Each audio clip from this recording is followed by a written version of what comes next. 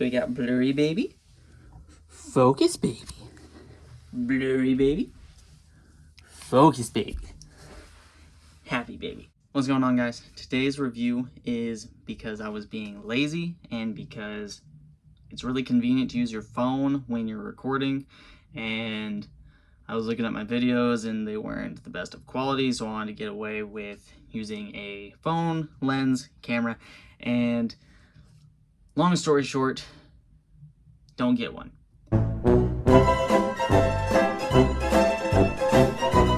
I have my GoPro, I can record with my GoPro, and it works great. It's just it takes longer to upload everything. But what I decided to go with was the the CoPedvic lens kit.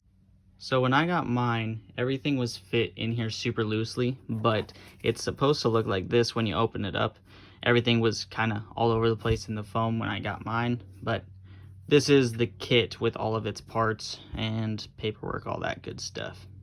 Comes with 4 different lenses. I'm actually utilizing one right now, and I'm doing this inside because I saw the most flaws with it while you're dealing with ambient lighting. So if you look in the middle of the screen, you can actually see that spot is a glare that's on the lens that I'm using. This is the wide angle lens. It does a great wide angle, don't get me wrong, but you do get a lot of that glare, and that's with it being flush on my phone. I'm using my forward facing camera for reference.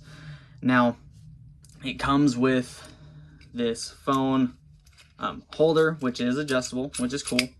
It also has an adjustable tripod, which you can pull the legs out.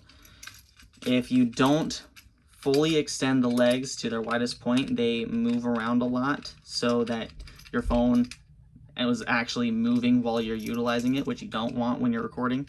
It's really, really cheap, really clunky, which makes sense because it's a cheap solution for what you're trying to go for. It has a boot for the zoom lens so that you can actually use it as like a telescope, which is kind of cool. And this one actually zooms out pretty well, and I'll show that later on in the video outside so you can see the difference that it makes.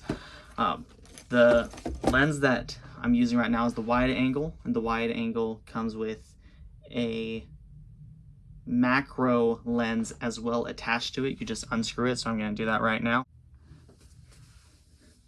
Maverick's helping us with this one.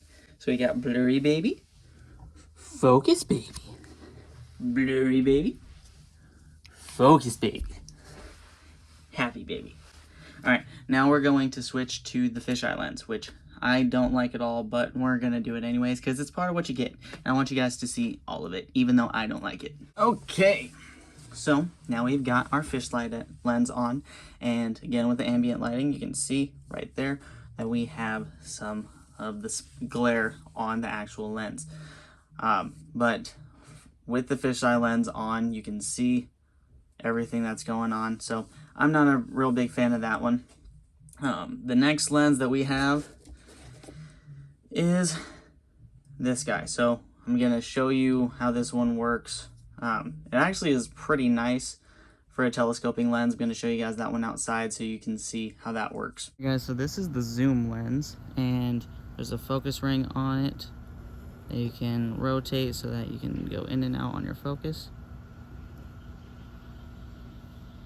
It by itself, it works pretty well. I'll show you guys what we're looking at without it now. So we are looking at those trees right over there. It works pretty well, but it is very front heavy.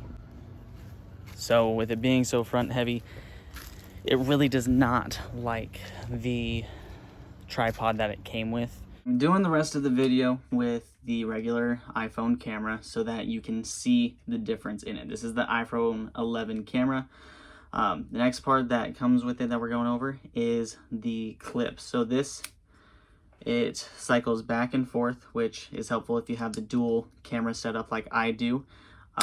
And this is what your lenses actually screw into. So you drop it,